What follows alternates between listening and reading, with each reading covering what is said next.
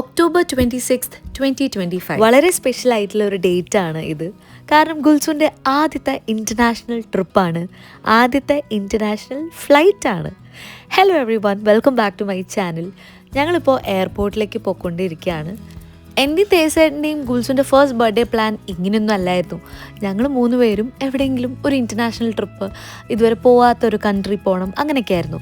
പക്ഷേ തേസേട്ടൻ്റെ joining late ആയതുകൊണ്ട് തന്നെ സൈൻ ഓഫും ലേറ്റ് ആവും. അപ്പോൾ മൂപ്പർക്ക് ഡിസംബറൊക്കെ ആകുമ്പോഴേ തിരിച്ചു വരാൻ പറ്റുള്ളൂ. പക്ഷേ ഗുൽസ് വലുതാവുമ്പോൾ എൻ്റെ ഫസ്റ്റ് ബർത്ത്ഡേക്ക് എന്താ ചെയ്തതെന്ന് ചോദിക്കുമ്പോൾ കാണിച്ചു കൊടുക്കാൻ എന്തെങ്കിലുമൊക്കെ വേണ്ടേ. അപ്പോൾ ആ ഡേ സ്പെഷ്യലാക്കാൻ വേണ്ടിയിട്ട് ഞങ്ങൾ പ്ലാൻ ചെയ്തു. ഗുൽസുവിനെ കൂട്ടി ഇന്ന് ഞാനും ഗുൽസും അമ്മയും എവിടേക്കെങ്കിലുമൊക്കെ പോവാമെന്ന്. അപ്പോൾ എൻ്റെ മനസ്സിലെ ആദ്യത്തെ ഓപ്ഷൻ എന്നും എപ്പോഴും ദുബായ് തന്നെ ആയിരിക്കും.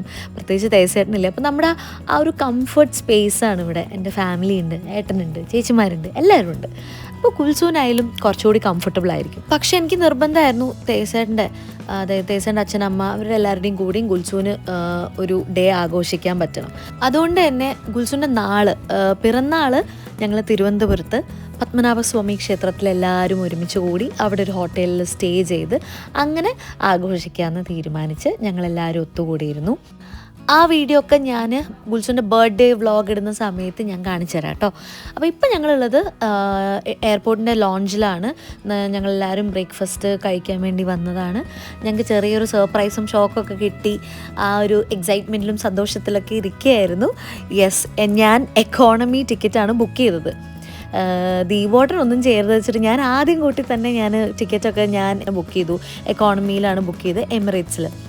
അവിടെ എത്തിയപ്പോഴാണ് അവർ പറയുന്നത് നിങ്ങളുടെ ടിക്കറ്റ് അപ്ഗ്രേഡ് ആയിട്ടുണ്ട് ടു ബിസിനസ് ക്ലാസ്. ഗുൽസുവിൻ്റെ ബർത്ത്ഡേ ആയിട്ട് ഇത് വല്ലാത്തൊരു സർപ്രൈസ് ആയിപ്പോയി. എന്തായാലും ഈ ഒരു അവസരത്തിൽ ഞാൻ ദീപോട്ടനോട് താങ്ക് യു പറഞ്ഞാൽ ഭയങ്കര ഫോർമാലായി പോകും. അതുകൊണ്ട് ഞാൻ ഒന്നും പറയുന്നില്ല. ഞാൻ ഇൻസ്റ്റാഗ്രാമിൽ സ്റ്റോറി ഇട്ടപ്പോൾ ഒരുപാട് പേര് ചോദിച്ചത് ഏതാ സ്ട്രോളർന്ന്. കീക്കോൻ്റെ ഒരു സ്ട്രോളറാണ് കേട്ടോ. അത് ക്യാബിനിൽ നമുക്ക് ഫിറ്റ് ആവുന്ന രീതിയിലുള്ളൊരു സ്ട്രോളറാണ്, ട്രാവൽ ഫ്രണ്ട്ലി ആണ്. ആൻഡ് ഇതൊക്കെയായിരുന്നു എൻ്റെ സീറ്റിലുണ്ടായിരുന്നത്. പിന്നെയും വേറെ എന്തൊക്കെയോ ഒരു പൗച്ചിൽ ഐ മാസ്കും സ്ലിപ്പേഴ്സൊക്കെ ഉണ്ടായിരുന്നു. ഫ്ലൈറ്റിൽ എനിക്ക് ഏറ്റവും ഉപകാരപ്പെട്ട ഒരു യന്ത്രമാണ് ഈ കിടന്ന് കറങ്ങുന്നത്. ഞാൻ ഫസ്റ്റ് ക്രൈന്ന് പോകുന്നതിൻ്റെ കുറച്ച് ദിവസം മുന്നേ ഓർഡർ ചെയ്താണ്. എനിക്ക് തോന്നിയിരുന്നു ഇത് വളരെ ഉപകാരപ്പെടുന്നു. അങ്ങനെ ഒന്ന് പരീക്ഷിച്ചതാണ്. ആൻഡ് അവർ കയറി ഉടനെ തന്നെ ഒരു ആപ്പിൾ ജ്യൂസൊക്കെ തന്നിട്ട് മെനു കാർഡ് തന്നു. ആദ്യം തുറന്നപ്പോൾ മൊത്തം ലിക്വറിൻ്റെയും ആൽക്കഹോളിൻ്റെയും കോക്ടെയിലൊക്കെ ആയിരുന്നു. ആ സെഗ്മെൻറ്റിലേക്ക് പോയിട്ടില്ല. നമ്മൾ നേരെ, ഞാൻ അപ്പറ്റൈസർ പോലും പറഞ്ഞില്ല, മെയിൻ കോഴ്സിലേക്ക് പോവാണ് ചെയ്തത്. ഞാൻ ഒരു ഗ്രിൽഡ് ചിക്കൻ സ്റ്റേക്ക് പോലെ എന്തൊരു സംഭവം, അമ്മ ഒരു വെജ് മീൽസുമാണ് ഓർഡർ ചെയ്തത്. ഗുൽസു എൻ്റെ അടുത്തിരിക്കുന്നു കേട്ടോ. ഗുൽസുവാണ് എൻ്റെ വോയിസ് ഓവർ കൊടുക്കുമ്പോൾ അപ്പുറത്തുനിന്ന് കമൻട്രി പറയുന്നത്. എന്തായാലും ഈ യന്ത്രം എടുത്തുകൊണ്ട് ഗുൽസുവിനെ കുറച്ചൊക്കെ കൺട്രോൾ ചെയ്യാൻ പറ്റി. പിന്നെ ഒരുപാട് പേര് ചോദിച്ചു എങ്ങനെയാണ് ഗുൽസുവിനെ കൊണ്ട് ട്രാവൽ ചെയ്യുന്നത്, ഫ്ലൈറ്റിൽ പ്രശ്നമല്ലേ എന്ന്. ആദ്യം കുറച്ച് ഇങ്ങനെ ആൾ എക്സൈറ്റഡ് ആയിട്ട് ഇങ്ങനെ ചാടിക്കളിക്കുമെങ്കിലും കറക്റ്റ് ടേക്ക് ഓഫിൻ്റെ സമയത്ത് ഗുൽസുവിന് ഞാൻ ഫീഡ് ചെയ്യും. പിന്നെ അങ്ങനെ ഗുൽസു പാലൊക്കെ കുടിച്ച് കിടന്നുറങ്ങും. അതുകൊണ്ട് വലിയൊരു പ്രശ്നം എനിക്ക് ഫീൽ ചെയ്തിട്ടില്ല. ഇപ്പോൾ ഇത് ഗുൽസുവിൻ്റെ സെക്കൻഡ് ഫ്ലൈറ്റാണ്. ഒന്ന് ഡൊമസ്റ്റിക്കും ഇത് ഇൻ്റർനാഷണലും, അങ്ങനെ 2 ഫ്ലൈറ്റ്. അപ്പോൾ 2നും ടേക്ക് ഓഫും ലാൻഡിങ്ങും സമയത്ത് ഗുൽസു ഉറങ്ങി. പിന്നെ എത്ര തവണ ഞാൻ ഫ്ലൈറ്റ് കയറിയാലും എനിക്കുള്ള പേടിയെ പറ്റിയാണ് ഞാൻ ഈ എക്സ്പ്ലെയിൻ ചെയ്തുകൊണ്ടിരിക്കുന്നത്. പക്ഷേ വീഡിയോയിൽ മൊത്തം ആ ഒരു നോയ്സ് ഉണ്ടല്ലോ, ആ ഫ്ലൈറ്റിലേക്ക് ആ നോയ്സ്, അതുകൊണ്ട് എൻ്റെ ശബ്ദമൊന്നും കേൾക്കില്ല. അതുകൊണ്ട് ഞാൻ വോയിസ് ഓവറായിട്ട് കൊടുക്കുന്നത്. ഗുൽസുവിനും അവരൊരു അറ്റാച്ച്ഡ് സീറ്റ് ബെൽറ്റ് തന്ന് അതൊക്കെ ഇടാൻ ഹെൽപ്പ് ചെയ്ത് അങ്ങനെ ഗുൽസുവും സെക്യൂർഡായിട്ട് കിടക്കുകയാണ്. അങ്ങനെ ഫ്ലൈറ്റ് ടേക്ക് ഓഫ് ചെയ്തു. പക്ഷേ എമിറേറ്റ്സിൻ്റെ ഒരു ക്വാളിറ്റിയാണ്, നമുക്ക് അത്ര തന്നെ ടർബുലൻസ് ഫീൽ ചെയ്യാറില്ല. പക്ഷെ അങ്ങനെ പറഞ്ഞിട്ട് ഞാൻ ഈ 2 വർഷം മുന്നേ എമിറേറ്റ്സിൽ കയറിയ സമയത്ത് നല്ലൊരു ടർബുലൻസ് അനുഭവപ്പെട്ട ഇതൊക്കെ ഉണ്ട്. എന്തായാലും ഓരോ ദിവസം പോലെയാണല്ലോ. ഇപ്രാവശ്യം വളരെ സ്മൂത്തായിരുന്നു. ലാൻഡിങ് ആയാലും ടേക്ക് ഓഫ് ആയാലും ഫ്ലൈറ്റിൻ്റെ ഒരു ഓവറോൾ ട്രാവൽ വളരെ സ്മൂത്തായിരുന്നു. അല്ലേ ഗുൽസു? അങ്ങനെ ഗുൽസു നല്ല സുഖമായിട്ട് കിടന്നുറങ്ങി. അടുത്ത് നമ്മുടെ ഫുഡ് എത്തിയിരിക്കുകയാണ്. പക്ഷേ എനിക്ക് ഗുൽസ് തോളത്തുള്ളതുകൊണ്ട് ഭക്ഷണം കഴിക്കാൻ, അതായത് സുഖമായിട്ട് ഭക്ഷണം കഴിക്കാൻ നിർവാഹമില്ലായിരുന്നു. അമ്മയുടെ മുഖത്ത് ആ പുഞ്ചിരി കണ്ടില്ലേ. ഞാൻ നോൺ വെജും അമ്മ വെജുമാണ് പറഞ്ഞിരുന്നത്. അപ്പോൾ 2 ഓപ്ഷനും എനിക്ക് ട്രൈ ചെയ്യാൻ പറ്റി. 2ലും 2 ഡിഫറെൻറ്റ് ഡെസേർട്ട്സും 2 ഡിഫറെൻറ്റ് മെയിൻ കോഴ്സും സൈഡ്സൊക്കെ ആയിരുന്നു. എന്തായാലും കുറച്ച് കഷ്ടപ്പെട്ടിട്ടാണെങ്കിലും ഞാൻ എൻ്റെ മീൽ എൻജോയ് ചെയ്ത് കഴിച്ചു. അമ്മയുടെ മീലും എൻജോയ് ചെയ്ത് കഴിച്ചു. ഞാൻ ഇങ്ങനെയാണ് കേട്ടോ കഴിച്ചത്. എനിക്കതിൻ്റെ പ്രോപ്പർ വീഡിയോ എടുക്കാൻ പോലും പറ്റിയില്ല. അപ്പം ഞാൻ എങ്ങനെയൊക്കെ ഒപ്പിച്ചാണ് കഴിച്ചത്. കാരണം അമ്മയുടെ അടുത്തേക്ക് പോണില്ലായിരുന്നു. ഞാൻ പൊസിഷൻ ഒന്ന് മാറ്റുമ്പോൾ തന്നെ ഗുൽസു ഇടയ്ക്ക് കണ്ണൊക്കെ തുറന്ന് എണീക്കായിരുന്നു. ആ ഫ്ലൈറ്റിൽ പപ്പടം കിട്ടിയതിൻ്റെ ഒരു സന്തോഷത്തിലാണ് എൻ്റെ അമ്മ ഇരിക്കുന്നത്. എന്തായാലും അമ്മ എൻജോയ് ചെയ്തു, ഞാനും എൻജോയ് ചെയ്തു, ഗുൽസുവും ഒരു തരത്തിൽ എൻജോയ് ചെയ്തു. പിന്നെ ഒരു ചോക്ലേറ്റൊക്കെ കൊണ്ട് തന്നു. അങ്ങനെ നല്ലൊരു എക്സ്പീരിയൻസ് ആയിരുന്നു. കുറച്ച് കറക്റ്റ് കഴിച്ച് കഴിഞ്ഞപ്പോൾ തന്നെ കുറച്ച് നേരം ഉറങ്ങിയിട്ട് ഗുൽസു എണീറ്റ് ഉഷാറായി വീണ്ടും ഹൈപ്പർ ആവാൻ തുടങ്ങിയിരുന്നു. പിന്നെ നമ്മുടെ അടുത്തേക്ക് കുറച്ച് നേരം ചാടി അവിടെ സൈഡിലുള്ള സ്ക്രീനിലൊക്കെ കുറച്ചൊന്ന് തപ്പിപ്പിടിക്കാൻ തുടങ്ങി. ഗുൽസുവിന് 0 സ്ക്രീൻ ടൈമാണ്. ഞാൻ ഫോണിലായാലും ടി വിയിലായാലും ഒന്നും ഞാൻ കാണിക്കാറില്ല. അപ്പോൾ അതുകൊണ്ട് ഞാൻ ഈ അവിടുത്തെ സ്ക്രീൻ പോലും ഞാൻ ഓപ്പൺ ചെയ്യാൻ നിന്നിട്ടില്ല. എനിക്ക് എന്തെങ്കിലുമൊക്കെ എക്സ്പ്ലോർ ചെയ്യണമെന്നുണ്ടായിരുന്നു. പക്ഷേ ഗുൽസുവിന് വേണ്ടി ഞാൻ അതെല്ലാം സാക്രിഫൈസ് ചെയ്തു. സത്യം പറയാലോ, ഗുൽസുവിൻ്റെ ഈ 4 hour ഡ്യൂറേഷനുള്ള ഫ്ലൈറ്റ് ആയിരുന്നുള്ളൂ.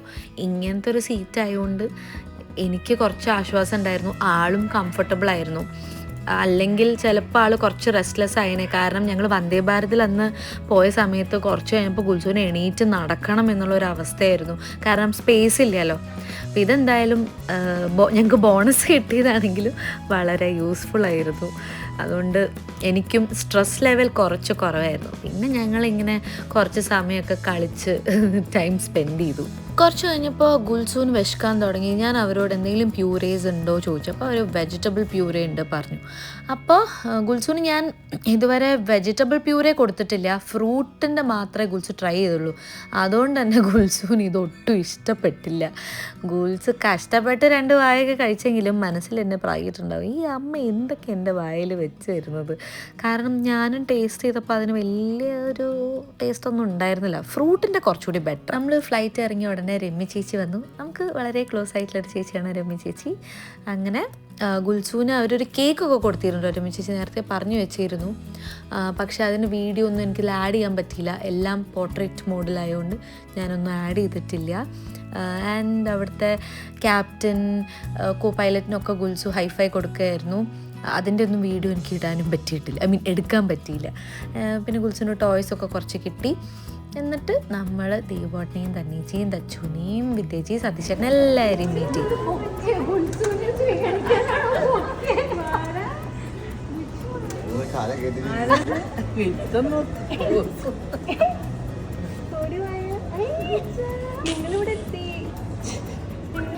ദച്ചു സ്പെഷ്യലായിട്ട് ഗുൽസുവിന് വേണ്ടി ബൊക്കെയൊക്കെ വെച്ചിട്ടാണ് സ്വീകരിക്കാൻ വന്നിരിക്കുന്നത്.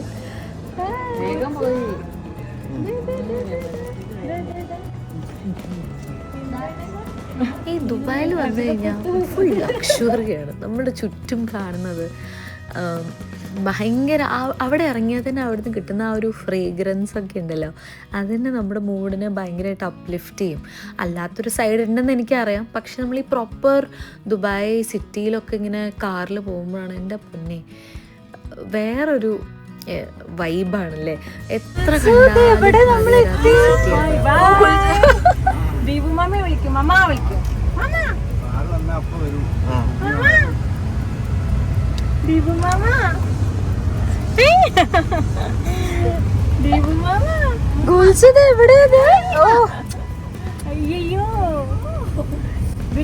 ഗുൽസു അച്ഛനോട് പറയാം നാട്ടിൽ ഇങ്ങനെ ഒരു വണ്ടി മേടിക്കല്ലായിട്ട്.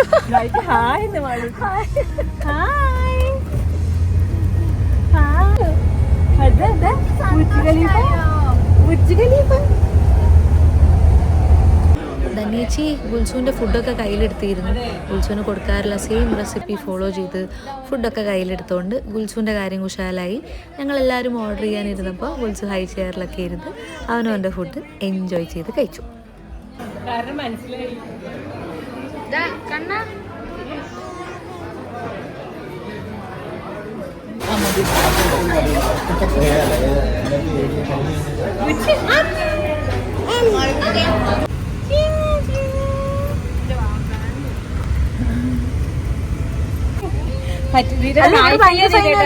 ആണാണ്.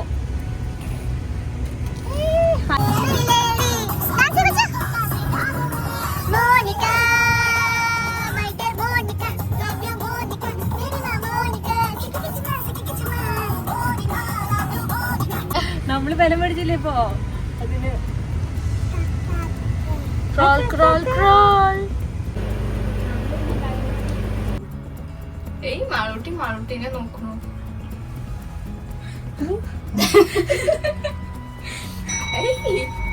നോക്കിട്ട് ഇറങ്ങണേ.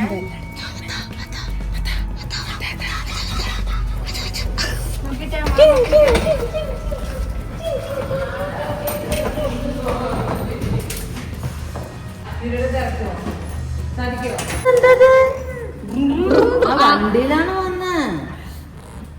അല്ല, എനിക്ക് തോന്നുന്നത് എന്തിന്റെ റിമോട്ട് എന്ന് വിചാരിച്ചിട്ടാ. വലതുകാലം വെച്ചിട്ടാ. My God. കമ്മല് സൂം ചെയ്ത് കാണിക്കുന്നത്. അമ്മ ഉണ്ടാകുന്ന കമ്മലൊക്കെ നിലത്തിട്ടെന്നാണ്.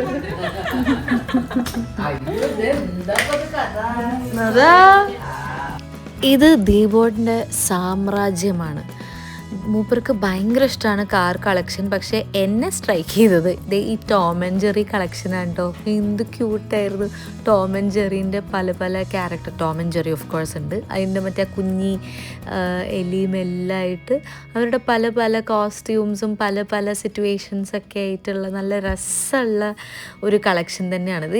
ഞാൻ കാർസും മറ്റേ സൂപ്പർ ഹീറോ മാർവൽ കളക്ഷനൊക്കെ ഞാൻ കണ്ടിട്ടുണ്ട്, ഡിസ്നി ഇതൊക്കെ. പക്ഷേ ഈ ടോം ആൻഡ് ജെറി കളക്ഷൻ ഞാൻ ആദ്യമായിട്ടാണ് കാണുന്നത് കേട്ടോ.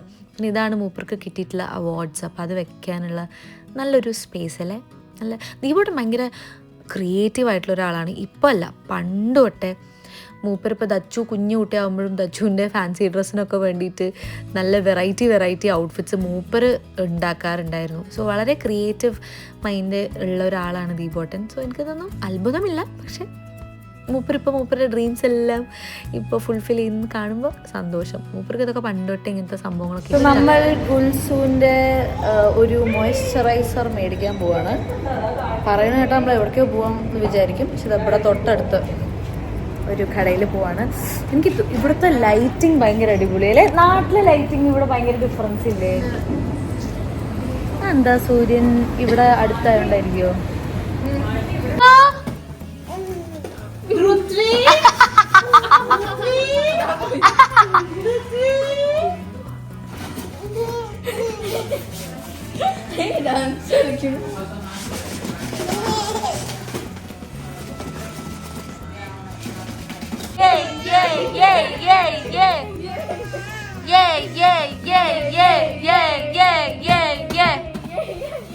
എല്ലാരും കുക്കുറു കുക്കു പാടണേ.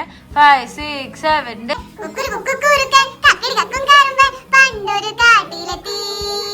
മുന്തിരി കണ്ട് കൊതിച്ച് നാക്കിലെ വെള്ളം കൊമ്പത്ത് നോക്കി നിന്നു.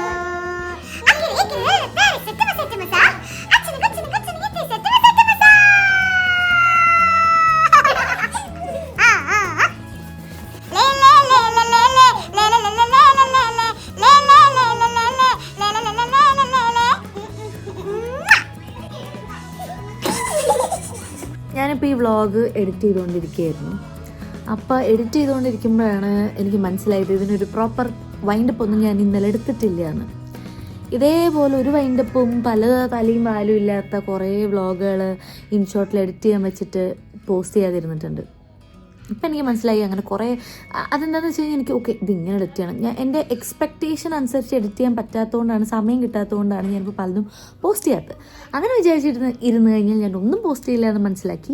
ഇവിടെ പിന്നെ എടുക്കാൻ ഒരുപാട് ആൾക്കാരുള്ളതുകൊണ്ടും ഒരുപാട് കുട്ടികളുള്ളതുകൊണ്ടും ഉത്സവിക്കും. പിന്നെ പുതിയ സ്ഥലമാണല്ലോ, അപ്പോൾ ആൾക്കും എൻ്റർടൈൻമെൻ്റാണ്. അപ്പോൾ കിട്ടിയ സമയം കൊണ്ട് ഒരു തട്ടിക്കൂട്ട് എഡിറ്റൊക്കെ ചെയ്ത് ഇവിടെ എന്തൊക്കെയാണ് നടക്കണമെന്നൊക്കെ നിങ്ങളുടെ അടുത്തേക്ക് എത്തിക്കാമെന്ന് വിചാരിച്ചിട്ട് ഞാൻ ആദ്യത്തെ ഈ വീഡിയോ ഇടുകയാണ്. എല്ലാവർക്കും ഇഷ്ടപ്പെടുമോ എനിക്കറിയില്ല, എന്നാലും ഞാൻ ജസ്റ്റ് വാട്ട് ഈസ് ഹാപ്പനിങ് എന്നുള്ളൊരു തട്ടിക്കൂട്ട് വ്ളോഗാണിത്.